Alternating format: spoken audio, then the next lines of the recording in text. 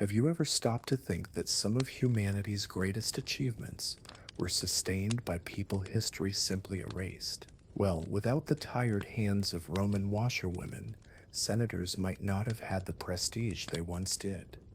Soldiers wouldn't have been so intimidating, and even the gods wouldn't have been revered with such pomp. Sounds like an exaggeration? I know. But what I'm going to show you now is how the Roman Empire, the ultimate symbol of power, was supported by something as unlikely as fermented urine and clothes wrung out in public wash basins. It's curious, isn't it? The white tunic that symbolized purity and glory actually carried the strong scent of exploitation and the silence of invisible women, a paradox few people know. And perhaps it's precisely this hidden detail that will keep you hooked until the end of this story. Because when we look where no one else is looking, we discover secrets that change the way we understand the past and even the present. And before we begin, tell me in the comments, where are you watching from and what time is it now? I want to see how far this hidden story will go in time and space. It was curious to think that amid the chaos of ancient Rome, there were those who dedicated themselves to such a seemingly simple craft, washing clothes. It wasn't just about removing stains, but also about sustaining a social machine. Imagine waking up early, before the sun even warmed, and walking the cobblestone streets toward the public wash basin. The smell of smoke from the houses still burning wood mingled with the anticipation of another day of hard work. These women didn't choose this destiny for glamour, but out of necessity. Back then, those without means had to make do with whatever was available, and the washerwoman's job proved vital. It's curious how today, all you have to do is press a button on the washing machine, but back then, it was sweat, stones, and cold water. The contrast shows how much we've evolved in comfort, but also how we've neglected the hardships of the small trades that sustained entire societies. There was a certain ritual to it. They would wake up, tie their hair back with cloths, adjust simple clothes, and already know they would spend hours poring over other people's fabrics. Life seemed to revolve around clothes that weren't theirs, but which carried other people's stories. It was almost like reading a wordless book. Each stain revealed a dinner, a walk through the mud, a dispute at the market.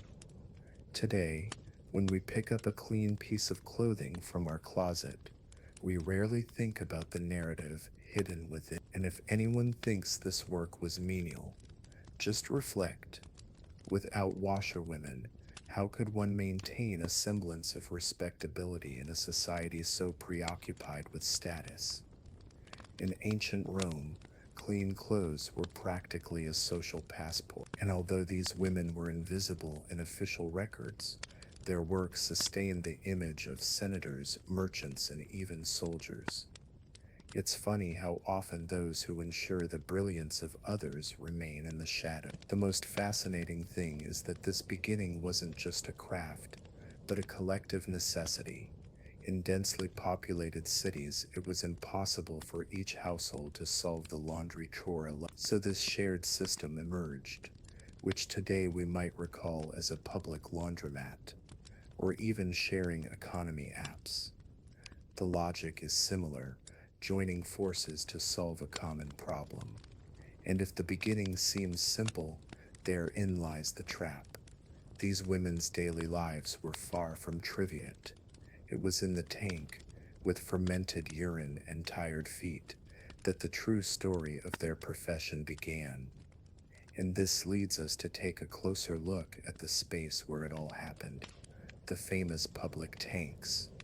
Public wash basins, known as phalonici, were the heart of the washerwomen's trade. Imagine large stone containers, often lined side by side, where dozens of clothes were in various stages of cleaning. The constant sound of water beating against fabrics created a monotonous, almost hypnotic melody that lulled the routine. There, life intermingled, sweat, conversation, and shared silence. The phalangi were not only places of work, but also of communion. Women exchanged confidences while scrubbing fabrics, as if each knot of dirt were also a knot of worry being unraveled. Today, we could compare these spaces to a waiting room, or even a gym, where people from different walks of life share the same space, exchanging glances, complaints, and everyday stories. The smell, however, was anything but pleasant. Fermented urine, stagnant water, and damp fabrics made up a mixture that would probably make many of us turn up our noses, and yet that odor was synonymous with sustenance. It's curious to think that what we now so strenuously avoid, like a bad smell, once represented it was as if the unpleasant had a hidden value, transforming into a way of life. These tanks were strategically located near water sources or aqueducts to ensure the flow necessary for their work. Rome, after all, was renowned for its engineering, and even humble activities benefited from this magnificent infrastructure. The contrast is clear. While today it's enough to simply turn on the tap, back then, people depended on an entire system of canals and reservoirs to maintain a seemingly mundane routine. It's also interesting to note how these spaces ended up reflecting Roman society itself, collective, noisy, full of disputes and small alliances. The washerwomen's work was intertwined with laughter, arguments, and even local intrigue. Anyone who has ever lived in a neighborhood with a shared laundry tub knows well how conversation and gossip can become an inseparable part of the task. And if the tanks were a scene of communal life, they were also the scene of a revealing detail. Most of the hands that dipped clothes into them were female. Men might command, but it was women who sustained the daily routine. This leads us to reflect on the invisible protagonism of these women, who, even without recognition, kept the city clean and presentable. But to better understand this female role, we need to take a closer look at who actually did this work: the poor, enslaved women. The scene was always similar: women in simple clothing, bare feet and rough hands, bent over fabrics that didn't belong to them. They were the ones who sustained the work of the laundries, shouldering a responsibility few appreciate. While men managed and collected the profits, it was the women, often poor or enslaved, who soaked clothes in cold water until their bodies ached. The routine was unforgiving, but necessity spoke louder. In practice, this profession became a faithful reflection of the inequality of the time. The washerwomen had no choice: either submit to that work or face poverty. It's like when someone today has to accept a tiring but indispensable job just to provide basic necessities at home. The burden of daily repetition was similar to that of anyone who wakes up early, takes crowded public transport, and then has no time for themselves. It's curious to think how, even in their invisibility, these women created bonds with each other. Between one piece and the next, conversations, outpourings, and even friendships were born that helped them bear the weight of the day. It was a feminine environment where pain and secrets circulated almost as much as the water in the tanks. If anyone has ever shared the hard work with friends, they know how these connections can lighten the burden. Female participation also became a legacy. Many young enslaved women were trained in this craft from an early age, learning scrub, wring, and handle fabrics as if it were part of their identity. It was almost like being born destined to repeat the same routine as their mother or grandmother. While we talk so much today about breaking cycles, back then it was nearly impossible to escape them. And behind this effort lay a silent detail. Without women, the system of cleaning and maintaining Roman clothing simply wouldn't exist. They were the ones who ensured the desired whiteness, the appearance of respectability, and even the minimum hygiene of society. The paradox is cruel. The more indispensable their work, the less recognition they receive. How often, even today, do we see essential functions being treated with disregard? This centrality of women in laundries opens up another fascinating aspect: the washerwomen's dependence on access to water. After all, without it, nothing could begin. And this is precisely where the importance of the aqueducts and springs that sustained this daily operation comes in. In ancient Rome, running water wasn't just a technical detail but a daily blessing. Aqueducts cut through valleys and hills to bring vital water to the city, not only for drinking but also for washing. Washers depended on this continuous flow, for without an abundance of water, their work would be impossible. Imagine filling buckets from distant rivers every day. That alone would consume precious hours before you could even begin scrubbing your clothes. Roman ingenuity still impresses today. With imposing arches and stone channels, they created a network so efficient that in some places the water pressure even filled communal tanks. For the washerwomen, it was almost like having a rudimentary faucet within reach, albeit with much more physical effort. It's curious to think that while today we turn a tap without realizing it, back then, each drop had a perfectly calculated path. The sound of water running through the canals must have been comforting, almost like a constant soundtrack accompanying the work. But there was also tension. A power outage was enough to bring the entire business to a halt. It was as if we'd suddenly shut off the power to an entire factory. This dependence demonstrates how much infrastructure shaped daily life and how many people's lives could be affected by decisions and maintenance orders that came from above. It's interesting to note how water, beyond being necessary, became a symbol of power. Easy access distinguished Roman citizens from neighboring peoples who still struggled with buckets and wells. For washerwomen, working in tanks supplied by aqueducts was, in a way, a gift, even if it didn't negate the physical burden of the activity. Today, we can compare it to the difference between having fiber optic internet and relying on an unstable signal. Both work, but one completely changes the experience. Even with all this infrastructure, there were limitations. The water that reached the Phaloniki was often already used elsewhere, mixed with impurities that made the work more difficult. Still, for these women, it was better than nothing. And here's a reflection. How many times in life do we learn to be content with what we get, even knowing it's not ideal? This constant adaptation was almost a silent rule of survival, and it's at this point that the story takes on a peculiar tone, because although there was water, there was no soap as we know it today, and what they used to clean their clothes might surprise anyone accustomed to the gentle scent of modern fabric softener. In ancient Rome, there was no soap as we know it today. No fragrant bubbles, vibrant colors, or promises of long-lasting softness printed on shiny packaging.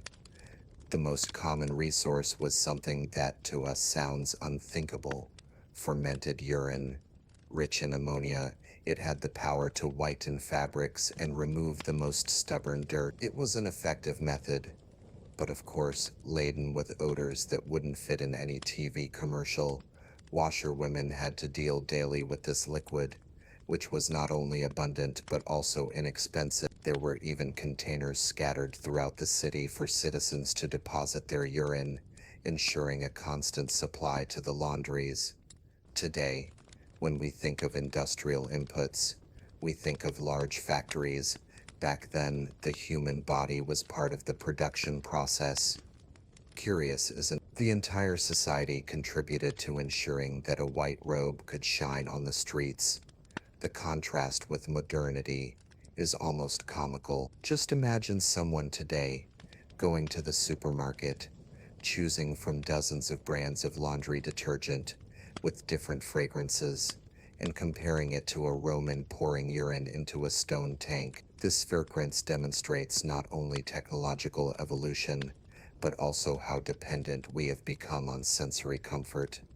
After all, who among us would accept wearing clothes impregnated with the smell of fermentation? However, for the washerwomen, the process wasn't a cause for revulsion, but for pragmatism, it was what worked.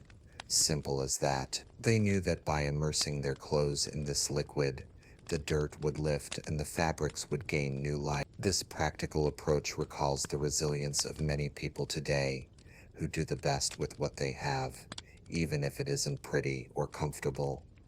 It's the famous "it's ugly, but it works" approach, and while the smell seems unbearable to us, for them it was just part of everyday life. The nose gets used to it, the body adapts, and the mind learns to ignore it. Something similar happens when we live near factories, tanneries, or even in big cities, where the smell of pollution no longer bothers us as much as humans are, after all, experts at surviving amidst unpleasantness.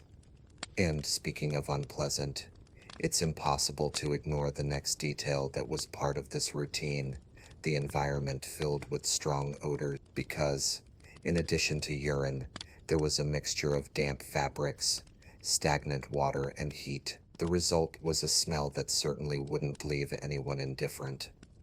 Anyone who passed by a Roman laundry would hardly forget the experience. The air was permeated with an intense odor, the result of the combination of fermented urine, stagnant water, and damp fabrics. It was a smell that not only spread, but clung to clothes and even skin. Many laughed. Others turned up their noses. But for the washerwomen, it was simply the smell of sustenance. This peculiar aroma created an atmosphere that bordered on unbearable for visitors, but became commonplace for those who lived with it daily. The human body has an incredible capacity for adaptation, and soon what seemed unbearable became part of the routine. Anyone who has lived near a sewage plant or a fish market knows well how, after a while, the senses simply adjust. And the curious thing is that, for the washerwomen, this smell carried another meaning. It was a sign of work. If the odor was strong, it meant laundry was arriving, the wash basins were full, and there would be coins at the end of the day. The unpleasantness, therefore, was confused with hope. It's like someone who associates the sound of an alarm clock, not only with the discomfort of waking up, but also with the opportunity for another day of productive life. It's also interesting to consider the contrast with the present. Today, when we wash clothes, we seek out fragrances reminiscent of nature, such as mountain breeze or wildflowers. In ancient Rome, the reality was the opposite. Washing clothes was immersing oneself in fermenting odors, a world completely removed from the promise of freshness. The irony is that, despite this, the end result, clean, white clothes, was as valued then as it is now. The smell also shaped social perception. Many associated laundromats with places for simple, almost marginalized people, and avoided going near them. Just as today, some neighborhoods are stigmatized by accumulated trash or chaotic traffic, back then Folonike carried the symbolic weight of odor. It was as if the smell was also an invisible barrier, separating classes and environment. And it was in this environment filled with strong aromas that another peculiarity of the trade emerged: the way the washerwomen treated the fabrics, beating, rubbing, and even stomping on them. The technique that combined physical strength, repetition, and endurance, transforming the unpleasant into movement. The washerwomen didn't just dip clothes in water. They had to scrub, wring, and beat vigorously to remove the dirt. It was a job that required trained muscles and almost infinite patience. Often the scene resembled a repetitive dance, the rhythmic sound of hands beating fabric against stone, mingled with the constant murmur of conversation. It was physical exertion turned into a routine, almost like lifting weights at the gym, only without the glamour or lively music. The act of beating clothes against rocks was practical, but also symbolic.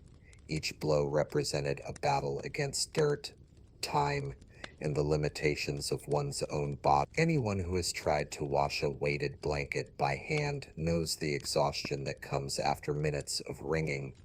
Now, Imagine this repeated dozens of times over the course of a single day, every day of the week. It's curious to think about how this effort shaped the washerwomen's bodies. Strong arms, arched backs, and calloused hands were hallmarks of the trade. Today, many pay dearly for gym memberships and functional training to develop endurance and strength. Back then, working out was a part of daily work. Sweating wasn't a choice, but an inevitable condition. It was survival disguised as physical exercise. And there was a cadence to it, too. The sound of clothes being beaten became the neighborhood soundtrack, echoing through the narrow streets. For some, it was noise. For others, it was a sign that life went on, that the city was in motion. It's similar to the sound of construction in modern cities. Disturbing, but proof of activity and transformation. This process of rubbing and beating was also a metaphor for life itself.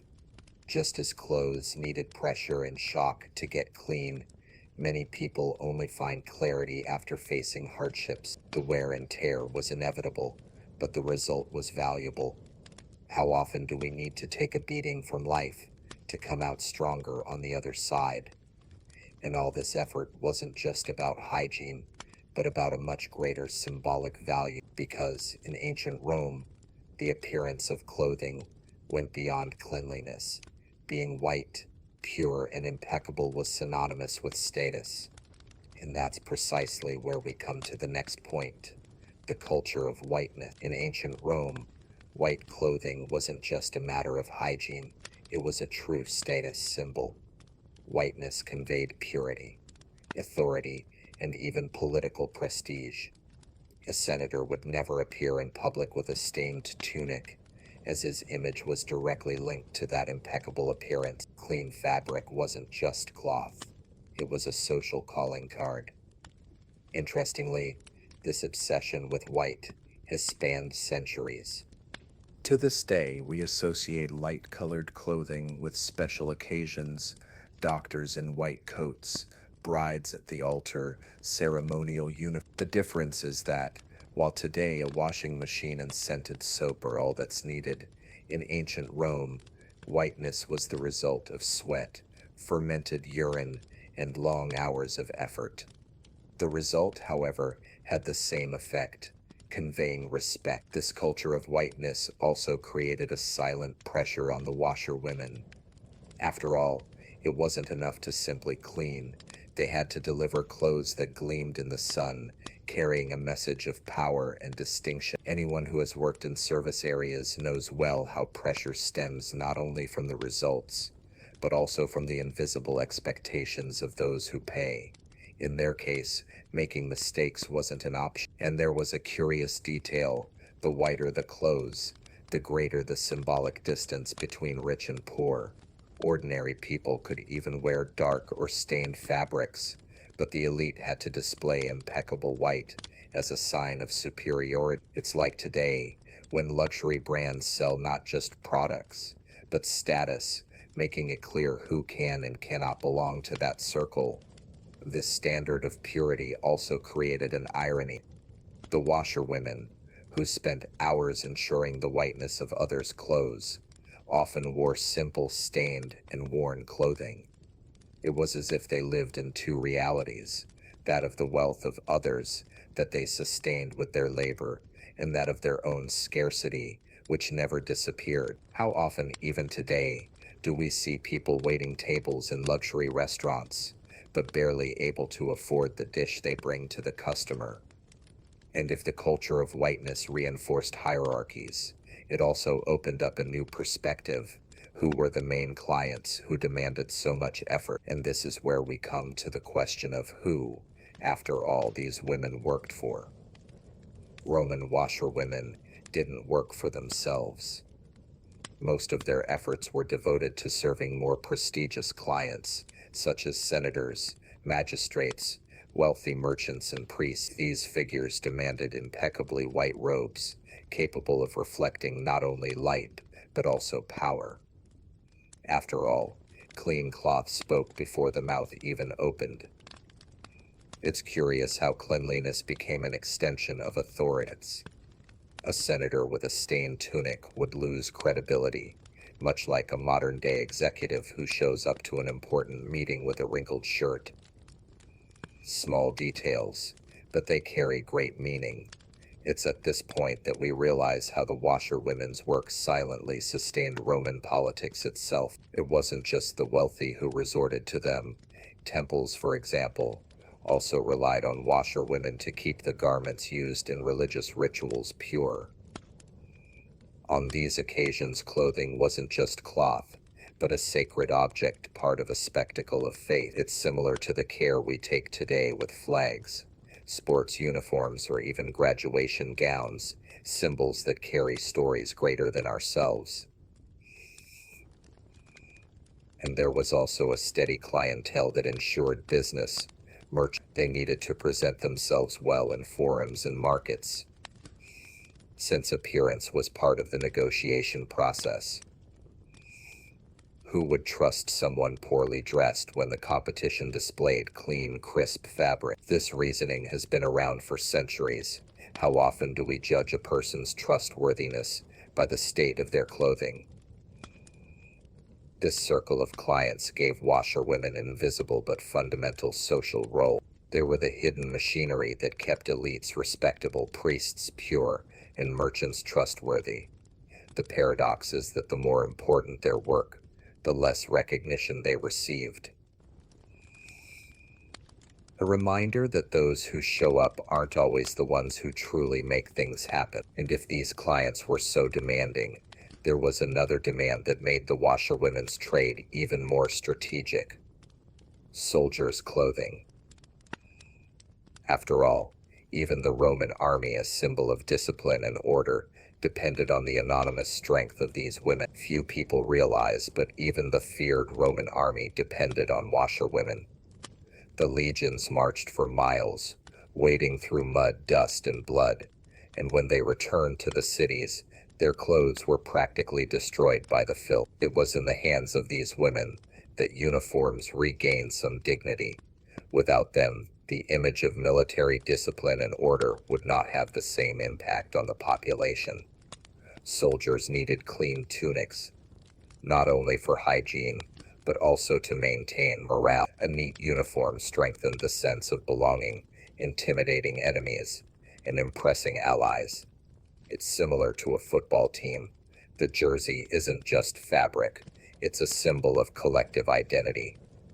Washerwomen, therefore, were an indirect part of this war machine. Imagine the scene. Dozens of red tunics piled high, covered in dust, sweat, and stubborn stains. The work was arduous, but crucial. Today, when we see impeccable military parades, it's easy to forget that behind the uniformity, there's an invisible effort to keep everything clean and presentable. In ancient Rome, this effort involved strong odors, hours of scrubbing, and the strength of women's arms.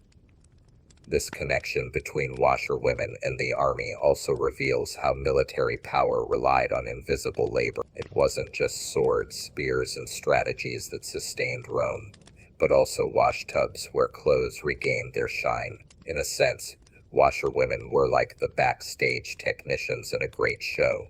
Without them, the show simply wouldn't happen. And there was another curious detail. The discipline they demanded of their soldiers was also indirectly reflected in the demands they placed on the washerwomen. The result had to be worthy of Roman glory. The battle grime had to be completely gone, as if the uniform had never seen blood or dust. The clean cloth became a symbol of renewal, almost like a fresh start. But despite the centrality of this work, the washerwomen had no active voice. The management of the laundries was in the hands of the full ones, the men who controlled the trade. And this brings us to a revealing point: the relationship between these women and the laundry's owners.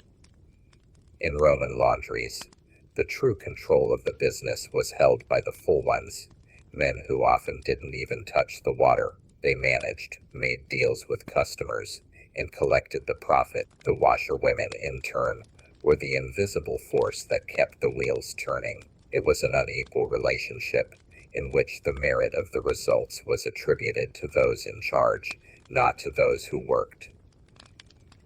This contrast is reminiscent of what still happens in many modern environments. Companies that bear the name of a founder or owner, but whose achievements are only possible because of dozens, or even hundreds, of workers dedicated daily. It's like a famous restaurant where the chef gains fame, but the anonymous cooks sustain the flavor. In ancient Rome, the logic was no different. Visibility for the few, effort for the many. The full ones held so much power that they even formed officially recognized associations. They were workers' guilds, but led mostly by men, with benefits, political influence, and even religious recognition. Meanwhile, the women who spent hours soaking their clothes were rarely mentioned in the records, invisible but indispensable. And there was still a layer of silent exploitation. Many of the washerwomen were enslaved, and their work meant direct profit for the full one. The clean cloth, the white tunic, the neat uniform, all of this was transformed into coins that never reached the hands of those who made the effort. It was like watching a show where the stage is full of glitter, but backstage lives in darkness. This system reinforced male power over female labor, creating a clear hierarchy: who gave orders and who obeyed. Yet, without washerwomen, no full one could prosper. The irony is clear. The more indispensable women were, the less room they had to decide their own path. It's a paradox that spans centuries and still recurs in many work contexts. And it was precisely in this contrast of power and invisibility that a profound social distinction emerged. Even recognizing the importance of laundries, Roman society viewed this craft as something of low prestige, and it is this social judgment that we need to address now. In ancient Rome, the washerwoman profession carried a heavy stigma, despite its importance in keeping the city clean and presentable. Society viewed this work as something of little prestige. Women who spent their days in stone tanks, dealing with strong odors and other people's clothes, were seen as belonging to the lower classes. Status came from the white robes, but never from those who cleaned them. This social judgment isn't much different from what still happens today. Think of essential professions like street cleaners, cooks, or bus drivers. Without them, urban life would simply grind to a halt. Yet, how often are these people remembered or valued? The same paradox already existed in Rome. The more necessary the service, the less recognition it received, a contradiction that spans the centuries. Social differentiation was evident even in public spaces. While senators and merchants circulated through the forums in clean clothes, washerwomen were rarely invited to participate in prestigious settings. It was as if the fruits of their labor were welcome, but their presence unwelcome. This demonstrates how work not only sustained, but also delimited social boundaries. Even among the poor, there were distinctions. Some women could work domestic tasks in the homes of wealthy families, while washerwomen faced the communal environment of the tanks. The stigma was linked not only to physical exertion, but also to contact with substances considered impure, such as urine used for cleaning. It was a label difficult to erase, almost like an invisible stain on their own lives. This social perspective limited dreams and possibilities. It was unlikely that a washerwoman would be able to change her position or gain respect outside her circle. The work, though vital, trapped her in an identity of menial service. The irony is that the very rich who depended so heavily on them would never accept getting their hands dirty in an activity seen as degrading. It's the old societal game, valuing the result but disregarding the process. And to compound this inequality, even the state found ways to profit from the washerwomen's work.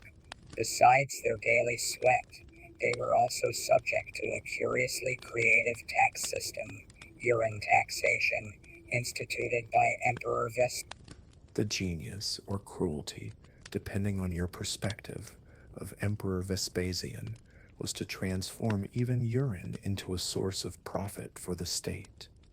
He created a specific tax on its collection, since this liquid was essential for laundry. It's curious to imagine something that everyone produced for free was transformed into a taxable commodity. The saying, money has no smell, arose precisely from this decision. For the washerwomen, this tax meant more indirect costs. The liquid, which already carried an unbearable odor, now also weighed heavily on the pockets of those who depended on it for work. It's as if someone were taxed today for using detergent or washing powder. It seems absurd, but it shows how even the most basic needs can be transformed into revenue-generating opportunities when power is involved. The most fascinating thing is that, contrary to popular belief, this measure wasn't met with widespread disapproval. For many, it simply represented another way to finance the empire's administrative machinery. For the washerwomen, however, it represented yet another layer of silent exploitation. After all, the work was already exhausting, poorly paid, and undervalued. Now, even the most basic input was under government control. This type of tax also reveals how Rome was a master at transforming everything into a system. Nothing escaped the logic of collection, not even that which seemed useless. Today, when we think of taxes on fuel, electricity, or even streaming, we see the same logic. What is necessary for modern life becomes an easy target for collection.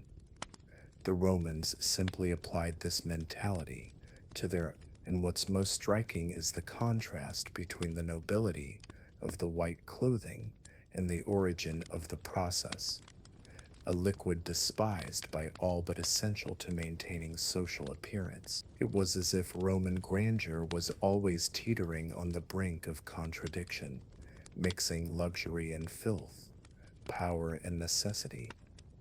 The senators' pure robes hid the smell of a system that profited even from what came out of the human body. This unusual economy only worked because urine needed to be collected on a large scale, and that's where another curious detail comes in. The containers scattered throughout the city to collect the population's involuntary contribution. Along the busy streets of Rome, it was common to find strategically placed containers for a curious purpose, collecting urine. These were clay pots, sometimes large amphorae, placed in public places to receive anonymous contributions from the population. Imagine the scene: hurried citizens, vendors, slaves carrying loads, and between one task and another, someone would stop to deposit what would later become a work tool. This system transformed the entire city into a kind of collaborative machine. Each person, consciously or not, participated in the process that fed the laundries. Today, we might compare it to something like selective collection points for recyclable waste, but in Rome, the collected material had a much less glamorous destination. The logic, however, was similar. Nothing should be wasted. For the washerwomen, these containers were a source of indispensable raw materials. It was from there that the gallons that would later be emptied into the stone tanks came. It's curious to imagine how what for some was merely a physiological inconvenience, for others meant sustenance. This cycle of utility reveals how ancient societies had an impressive ability to transform even the unpleasant into a resource.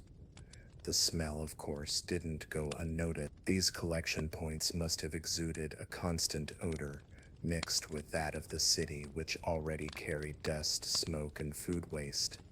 For us, who associate clean streets with civilization, this may seem shocking, but for the Romans it was just part of everyday life. The sense of smell gets used to it, and life goes on.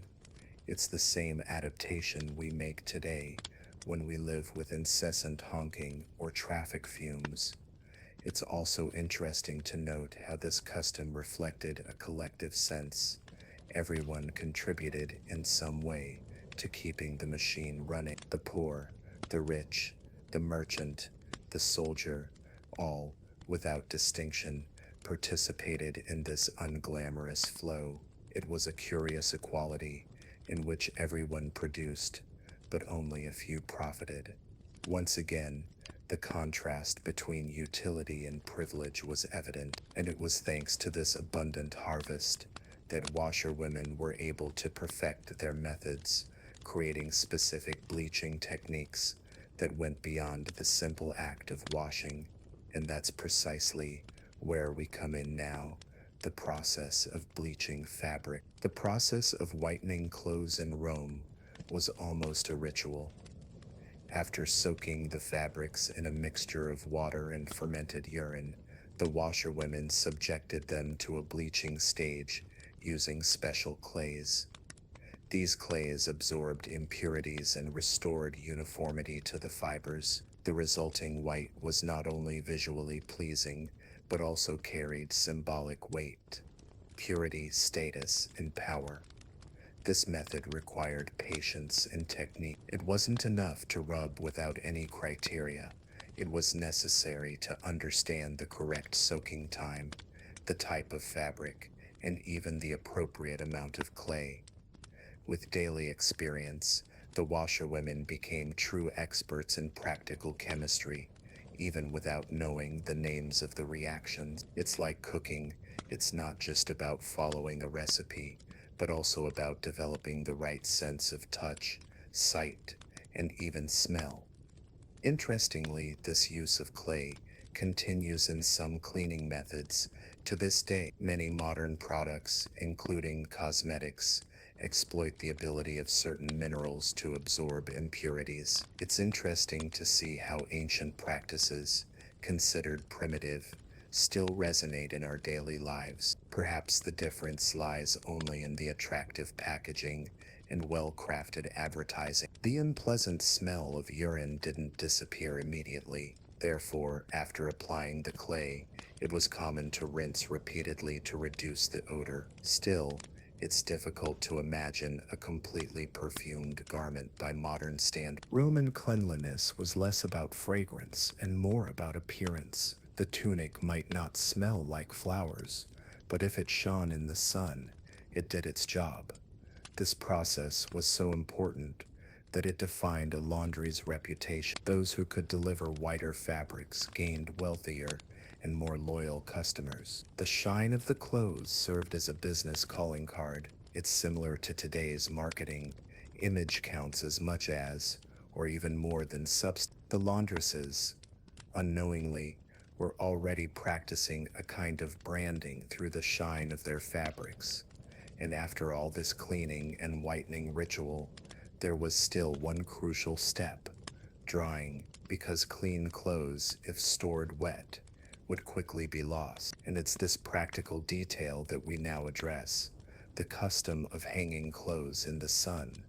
After hours of washing and bleaching, it was time to hang the clothes in the sun. The streets and courtyards of Rome were transformed into veritable colorful scenes, filled with white fabrics in various hues swaying in the wind. It was like a public display of the washerwomen's work, visible to all who passed by. The sun wasn't just heat, it was the indispensable ally that completed the cleaning journey. The scene had a poetic quality. Imagine walking through narrow alleys and seeing ropes stretched from one house to another, dripping wet clothes reflecting the light. The air carried the smell of damp fabrics, mixed with the dust of the streets and the murmur of children running. It was a spectacle of everyday life, simple and functional, yet one that enlivened the urban landscape. This practice also had its challenges. On cloudy or rainy days, the washerwomen's work was compromised. Fabrics took longer to dry, and humidity could ruin some of their efforts.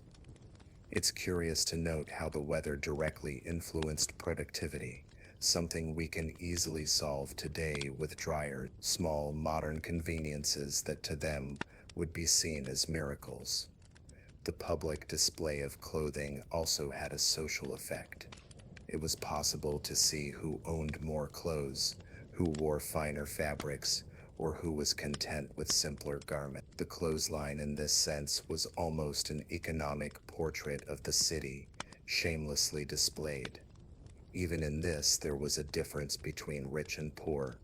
While some flaunted impeccable whiteness, others barely managed to maintain the basic. And of course, there was the symbolism of the sun as a purifier.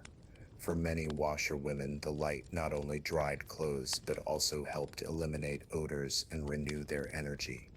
It was a belief both practical and spiritual. How often, even today, do we feel that clothes drying in the sun carry with them a freshness that no machine can reproduce? But as beautiful as it was to see clothes blowing in the wind, the reality of the job remained. Drying was just another step in a heavy, never-ending labor, and this burden was not just symbolic but physical, reflected in the exhausted bodies of the washerwomen who bore the burden. The Roman washerwomen's trade wasn't just tiring, it was exhausting. Hours spent bending over vats, hands immersed in harsh liquids, and bodies bent over in repetitive movements left visible marks. Slumped shoulders, a curved spine, and constantly cracked skin were the silent toll of this work. There was no adequate rest, only the certainty that the next day would all start again. The physical strength required was comparable to an intense weight training session, but without a gym, without a personal trainer, and of course unglamour. Each water-heavy tunic was equivalent to a wet sandbag, which needed to be wrung out repeatedly. Anyone who has tried to manually wring out a damp blanket knows the effort involved. Now imagine repeating that gesture dozens of times in a single This daily effort shaped the washerwomen's bodies, but it also sapped their vitality. Many developed chronic pain and aged prematurely, marked by constant fatigue. Today, we talk about ergonomics, proper chairs, and strategic breaks from work.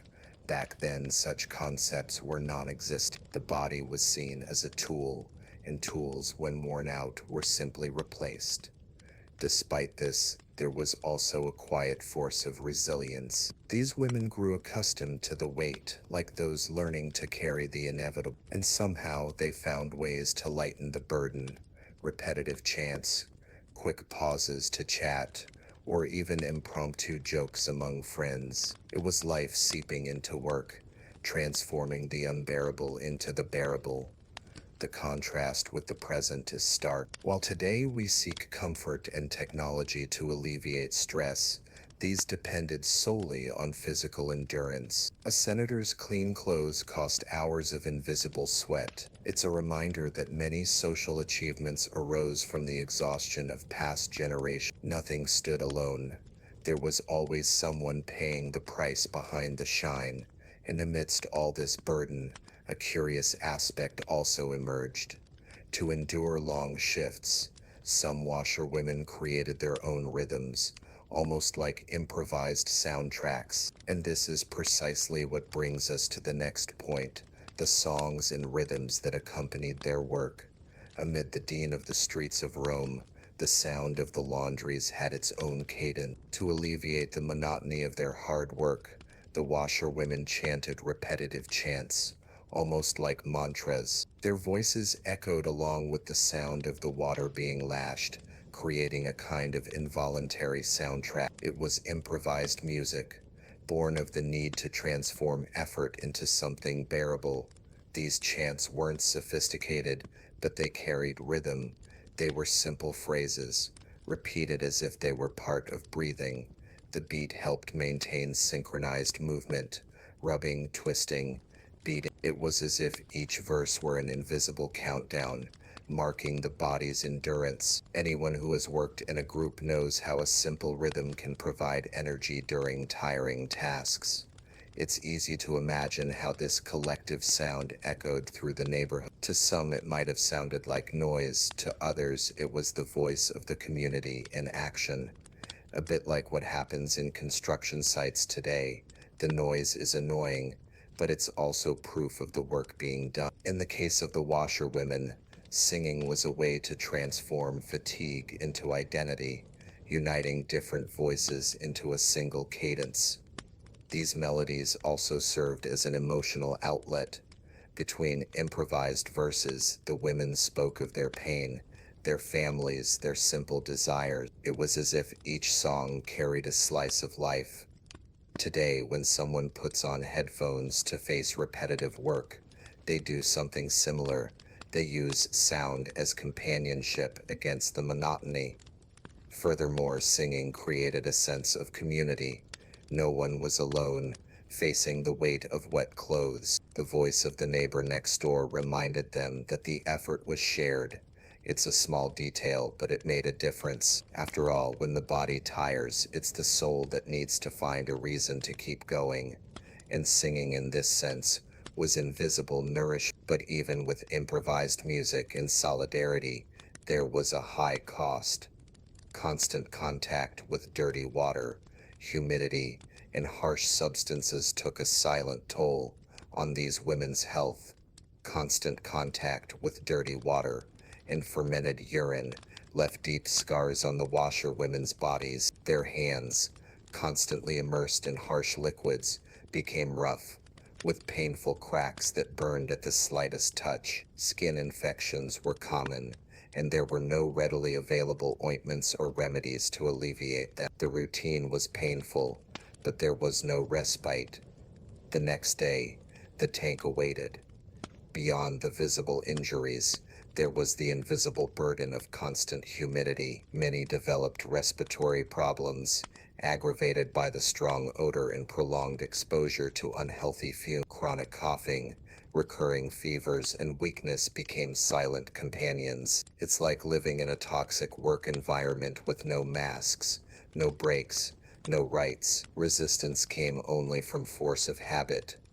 Another common problem was premature physical exhaustion. Curved spines, persistent shoulder pain, and weak knees were signs of a body pushed to its limits. Today, doctors recommend ergonomic breaks, corrective exercises, and preventative care. In ancient Rome, none of these existed. When the body no longer responded, it was simply replaced, especially if the washerwoman was enslaved. Illnesses affected not only the physical body, but also the emotional. Imagine living surrounded by strong odors in an exhausting environment with little appreciation. The feeling of constant fatigue could lead to states of profound discouragement. There were no psychologists or social support. Mental strength had to be found in the company of companions, in improvised corners, and in the hope of small reward. It's curious how even today, many essential professions bear similar scars. Workers exposed to chemicals, cleaning professionals, street cleaners, all face health risks that often go unnoticed by society. History repeats itself. The work that sustains the visible order exacts an invisible toll on the bodies of those who perform it. And even in this environment, marked by pain and disease, Rome never failed to record the craft and images that have endured through the century. Because somehow, washerwomen also gained a place in artistic representations of the empire. Despite being seen as part of the lower classes of society, Roman washerwomen were not entirely invisible. Some murals, mosaics, and even small sculptures capture scenes of their work. The images are simple: women leaning over wash basins, clothes hanging, repetitive gestures captured as if eternal. These artistic fragments are testament to the fact that, even marginalized, they were part of the social fabric. These representations were not glamorous. Unlike statues of emperors or warriors, they depicted the raw, everyday bare feet, arms raised to wring fabric, concentrated expressions. It's curious how, precisely because of this simplicity, they carry a beauty all their own. It's as if art silently acknowledged the dignity hidden in repetition. In some mosaics, the details are striking. Water droplets splashing, fabrics hanging from ropes, vases filled with yellowish liquids used in the process. Those who look closely can almost feel the environment, the sound of the water, the strong smell, the heat of the sun beating down on the stones. It's art that not only displays, but transports the observer. This visual record also fulfills a social role. He recalls that although neglected in everyday life, washerwomen were present in every layer of urban life.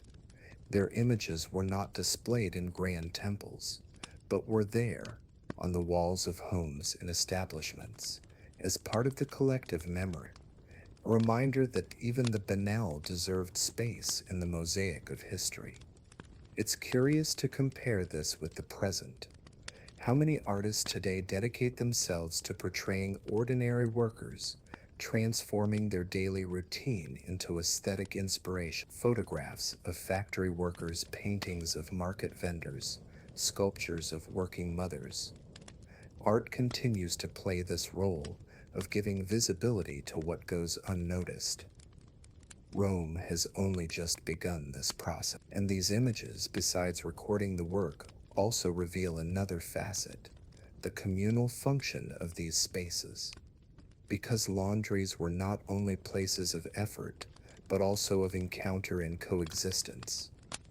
Roman laundries weren't just places of work, they were also meeting places. Women of diverse backgrounds gathered there, sharing stories as they scrubbed fabrics. Between one movement and the next, confidences, laughter, and even confessions emerged. The tank became a space for communal living, where the physical burden of work was shared, but also the emotion. This communal aspect made the laundries similar to today's squares or markets. It was there that people talked about life, discussed news, and spread gossip. Anyone who has ever been to a neighborhood where women gathered to chat while doing household chores will recognize the scene. It wasn't just about washing, it was about living together. For many, this was their only opportunity for social interaction outside the home. Amidst their exhausting routine, meeting other women meant renewing their strength. Conversations could range from trivial matters like grocery prices to deeper reflections on life. It was as if the tank functioned as an open confessional, where words found space to circulate. And despite the difficulties, there were moments of lightness, collective songs mixed with games, and even the children, when they accompanied their mothers, made the space a small playground. This environment transformed the hardships into bonds of solidarity, reminding us that burdens are lighter when shared. It was, in a way, a community built around water. It's interesting to note how, even today, collective work has this social function. Anyone who has cooked in a group, worked in a community gathering, or participated in community festivals knows how the presence of others gives greater meaning to the tasks. Roman laundries were just that. Proof that even in heavy labor, humanity finds space for connection. But even though they were meeting points, these spaces were under male control. After all, the laundries were run and received the profits by the owners, almost always men. And this brings us to another important detail: male control over women's labor. Although women maintained the daily routine of the laundries, control of the trade lay in the hands of men. They were the ones who set prices, negotiated with important clients, and managed profits. The laundresses, despite being the lifeblood of the process, rarely had a say in the decisions. It was as if the gears worked only because someone invisible kept them turning. This inequality highlights how women's work was constantly rendered invisible. The scene repeats itself in many eras. Women do the work, men take the credit. It's similar to modern stories of family businesses, where women take on the silent management, but men appear as official bosses. Rome merely perpetuated a pattern that still resonates today. Male control was not only administrative but also symbolic. The fact that the full ones commanded meant that even the social value of the profession was dictated by them. While women bore the physical burden and health risks, it was men who benefited from associations, recognition, and political influence. It was a structure that maintained a clear hierarchy between gender and power. It's curious to think that even in spaces dominated by women, such as laundries, formal power was still denied to them. It's as if their presence was tolerated only in the execution, but not in the decision making. This logic, unfortunately, hasn't completely disappeared. Just look at how many sectors of female work still have predominantly male leadership today. Still, men's control didn't eliminate women's silent resistance. In their songs, conversations, and even in their complicity with one another, there was a form of affirmation. It was like saying, "We support this, even if you don't recognize it." The collective strength was there, even without titles or official position. And this male dominance also influenced another striking aspect. Many washerwomen weren't even free to choose this work. They were enslaved, trained from a young age to serve this trade. Many of the women who ended up as washerwomen didn't choose this fate. They were born into it. From a young age, slaves were taught to scrub fabrics, wring out soaked clothes, and deal with the strong smell of fermented urine. There was no room for dreams or choices. Their childhoods were intertwined with the routine of the tank, transforming play into early labor. This training was rigid and relentless. The girls learned by watching their elders repeating gestures until their bodies became accustomed. They were instructed to bear weight without complaint, to accept the pain in their hands as a natural part of life. It's painful to imagine a 10-year-old already bent over clothes she would never wear, forced to repeat a routine that would bind her for the rest of her life. This imposed destiny recalls stories of generations who, even today, are born into poverty and have little chance of escape. It's like families where the son follows his father's trade not out of choice, but because there's no other option. In the case of Roman slave women, inheritance was not just cultural but obligatory. It was a life already mapped out before it even began. The cruelest part is that this training robbed these girls of their youth. While other children ran through the streets of Rome, played dice, or watched performances in the amphitheaters, they learned to wash, wring, and obey. Their childhood was stolen from them in the name of a social machine that reduced them to labor tools. Yet, even within this harsh context, there were moments of humanity. The slaves found support in one another, creating bonds of solidarity that softened the harshness of everyday life. Female complicity transformed into a space of silent resistance. It was in this sharing of pain and small affections that they found a spark of life, and this entire process of training and submission fueled a cruel dynamic, competition between laundry. Because the better prepared the women were, the greater their efficiency, and consequently, the greater the competition for customers. In ancient Rome, even laundries competed for market share. The owners of Phalanike knew that the quality of their service could attract or alienate important clients. Whoever could deliver the whitest fabrics in the shortest time won over senators, merchants, and even high-ranking soldiers. It was a reputation game, much like brands competing for consumer trust today. The washerwomen were at the center of this dispute. Even without realizing it, their effort, precision, and experience made all the difference in the out. The more skilled they were, the greater the prestige of the laundry. But ironically, the merits didn't fall to them. but to the men who ran the business. It's the old story: the window gleamed, but behind the scenes remained invisible. This competition also created extra pressure. The most demanding clients couldn't tolerate stains, odors, or delays. A poorly washed tunic could result in the loss of a contract or a change of supplier. It's similar to what we see today in hotel or restaurant services. A single misplaced detail can permanently alienate an important client. Loyalty was earned through detail. To stand out, some laundries invested in unique techniques. They used higher quality clays, intensified the bleaching process, or even created tricks to make the fabric appear brighter. This was the beginning of what we now call marketing strategy. After all, being good wasn't enough. You had to appear better than the competition. This competitive environment transformed the simple act of washing clothes into a complex process. The laundresses, even without business titles, found themselves in a competitive market that dictated pace, price, and quality. And as in any market, those with more resources always came out ahead, leaving small laundries at a disadvantage. It was precisely this logic of organization and pursuit of legitimacy that gave rise to corporations and workers' associations. The full ones created officially recognized groups, further consolidating their. In ancient Rome, even humble professions like laundress were linked to officially recognized guilds. The full ones who controlled the laundries formed associations that guaranteed prestige, benefits, and even a certain political influence. These organizations functioned almost like primitive unions, with rituals, meetings, and a collective identity. It was a way of demonstrating to society that the profession had formal importance. But there was a catch.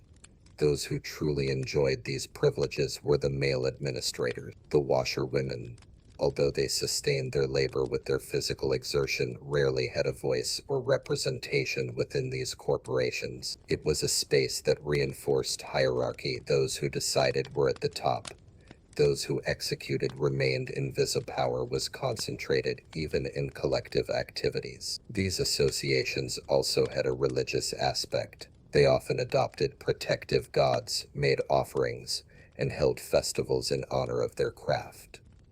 This created a sense of identity and legitimacy within the community.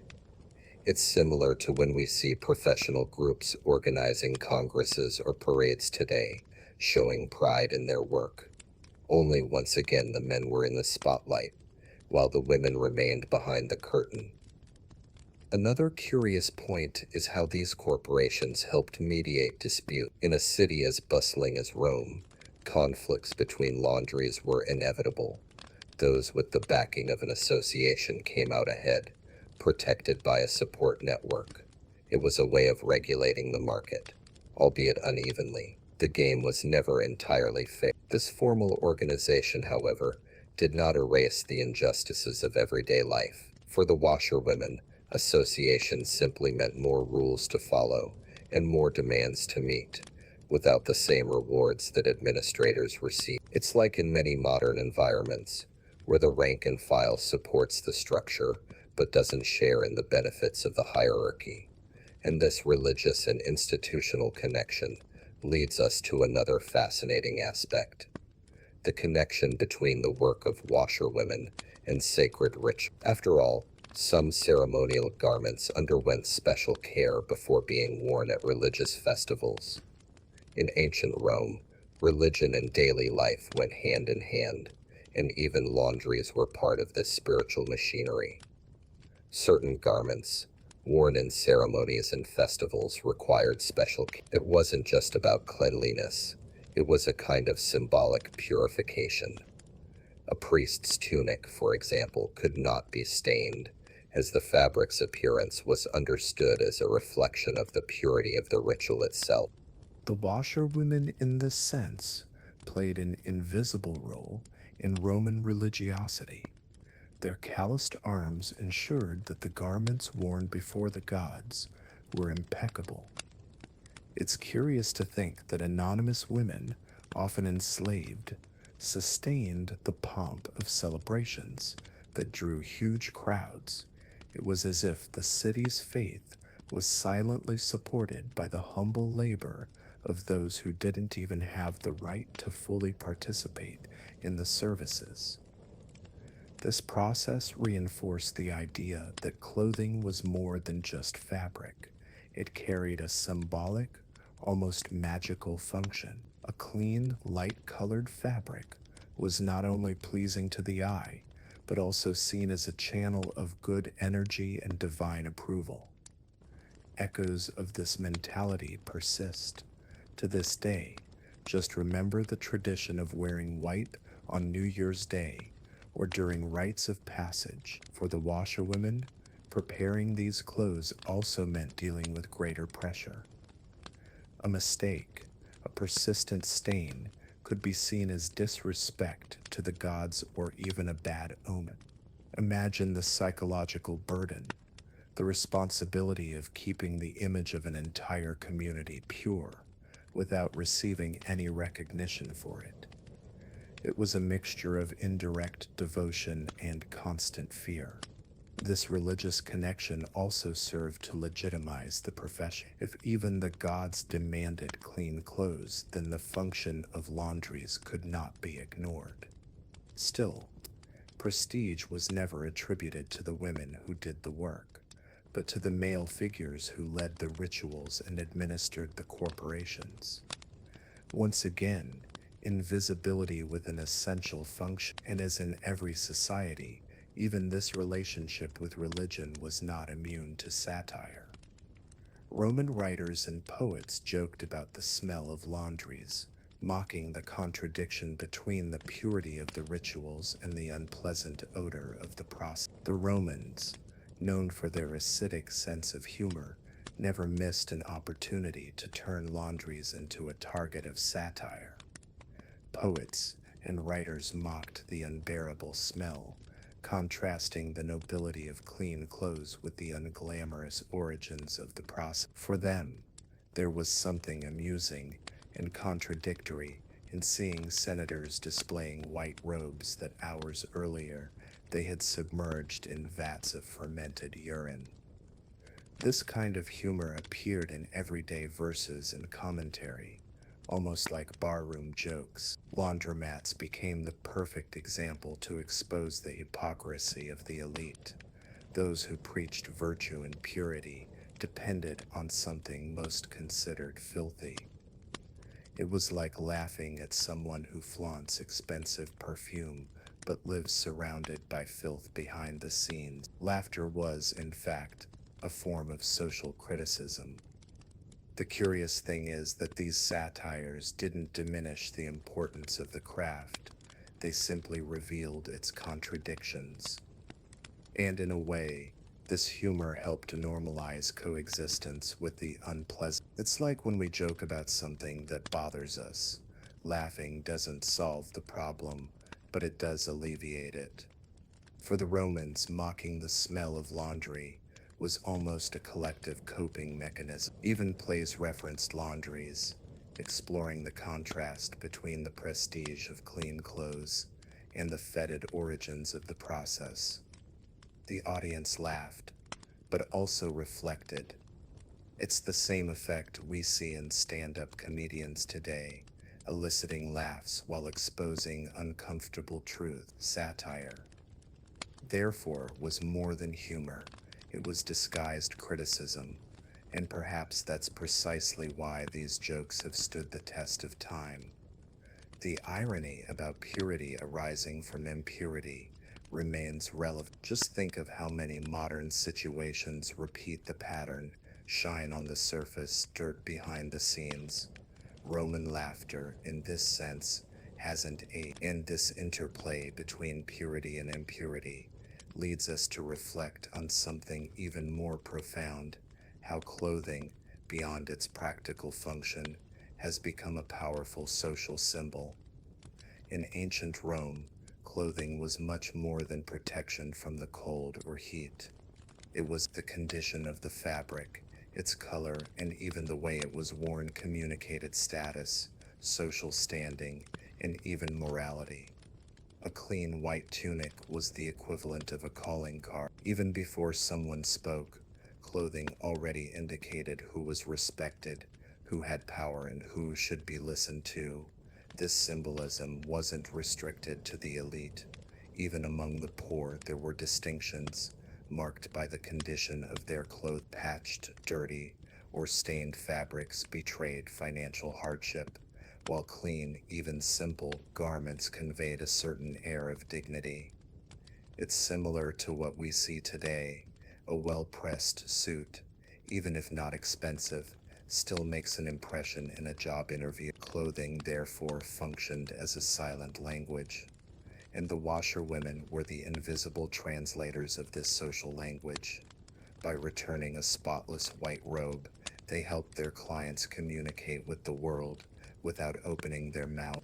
It was an indirect but immense power that sustained the entire dynamic of prestige in the city. It's curious to see how this logic persists over time. Even today, clothing functions as social symbols. Luxury brands are associated with status, uniforms convey credibility, and even casual style communicates belonging to certain groups. The difference is that now we have more options to choose from. In ancient Rome, washerwomen determined how visually distinctive someone could be. This symbolism also reinforced hierarchies. The whiter the clothing, the more distant from manual labor and dirt one seemed to be. The light-colored fabric became visible proof that someone had someone to do the hard work for them. It was the clothing saying, "I'm above this," a cruel contrast, since the one who actually did the laundry remained invisible, and this symbolism didn't die with the empire. It endured for centuries and inspired later traditions of collective washing in rivers, fountains, and tanks. And it is precisely this cultural legacy that we now arrive at, the influence that Roman washerwomen left for the future. The custom of Roman washerwomen did not disappear with the fall of the empire. On the contrary, it inspired practices that spanned centuries in different parts of the world. During the Middle Ages and until recent times, it was common to see women gathered at rivers and communal pools, repeating the same routine of scrubbing, wringing, and hanging clothes. It was a custom that linked generations, as if the story of the Pholonici had spread silently. In villages and hamlets, these washing places continued to function as social gathering points. Women gathered not only to clean fabrics, but also to share stories, laugh, give advice, and even resolve conflict. This Roman legacy became a cultural trait, washing clothes as a group as a way to strengthen community bonds. In many places, this custom survives to this day. Anyone who has seen ancient stone tanks in historic cities knows how they tell stories. Some still bear the marks of centuries of use, as if they were scars left by collective effort. The simple act of beating clothes against a hard surface has spanned continents and eras. It's a tradition that demonstrates how the basic need for cleanliness intertwines with social memory. And it's not just about washing clothes, but about perpetuating a model of shared life. While today we seek out communal spaces in cafes, gyms, or social media, in the past it was the communal pool that fulfilled this function. There, lives intersected and identities were reinforced. The water not only cleaned fabrics, but also washed away loneliness. This legacy also invites us to reflect on the continued invisibility of women. Despite being fundamental to social organization, washerwomen's names were rarely recorded. The tradition survived, but the authorship remained anonymous. It's as if history were written by their work, but never signed by them. And it is precisely this absence of names, this invisible memory, that brings us to the last point, the difficulty of finding individual records about these women who sustained so much and left almost no trace in history. Few names of washerwomen have survived. They existed, lived, worked to exhaustion, but they disappeared from the pages of history as if they had never been there. What we have are indirect traces, clean clothes, anonymous mosaics, references and satire. It's like looking at a shadow without being able to see the body that casts. This erasure doesn't mean a lack of importance, but rather a reflection of how society chose to record only those with prestige. Generals, emperors, poets, these were immortalized. The women who sustained the image of these same men were forgot. It's a silence that screams, a void that denounces. Even so, their presence is felt. Every white robe that passed through forums and temples passed through the hands of a washerwoman. Every ritual celebrated in pure clothing carried the invisible effort of someone who doesn't appear in the records. It's as if they wrote a part of history not with words but with water, sweat, and fermented urine. This invisible memory also makes us wonder how many other lives were left out of the books. Slaves, common laborers, artisans, all sustained civilizations, but rarely enjoyed immortality in the record. It's as if official history were a lit stage, and most of humanity remained behind the curtain. And yet, there is something powerful in this absence, because by acknowledging this silence, we give them a symbolic presence. By speaking of them today, we are in a way giving names back to what has been erased. It's a small gesture, but one capable of breaking centuries of invisibility. And perhaps it is precisely in this gap that the invitation lies, to look beyond what has been recorded, to perceive what is hidden, and to value what for so long has been ignored. Because the story of the Roman washerwomen may have been forgotten in the papers, but it still pulses invisibly in the fabric of everything that came after. Now that you've learned about the invisible routine of Roman washerwomen, it's impossible to look at the past and even the present in the same way. How many essential jobs continue to be ignored today?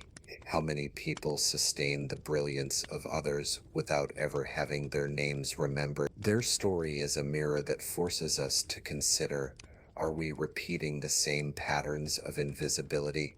And I ask you, what would your life be like without these seemingly small tasks that carry the weight of an entire society? Have you ever noticed who the Roman washerwomen of your time are? Maybe they're on the bus you take, on the street you cross, or even inside your home. And if you could change the way you view these people, what impact would that have? The challenge is simple. What you've learned here isn't just for sleeping better or relaxing while listening to a boring story. It's for awakening a part of you that might have been dormant, the part that perceives value where no one else is looking. Because knowledge, when it generates awareness, transforms our way of life. And now I want to know, what detail of this story surprised you most? The smell, the urine taxes, or the fact that so many women never had their names registered? Leave a comment, because your thoughts might inspire others too. Oh, and don't forget, if this video brought you something new, made you reflect, or simply relaxed, subscribe to the channel and turn on notifications. That way you can continue learning, traveling through time, and discovering hidden secrets of history with me.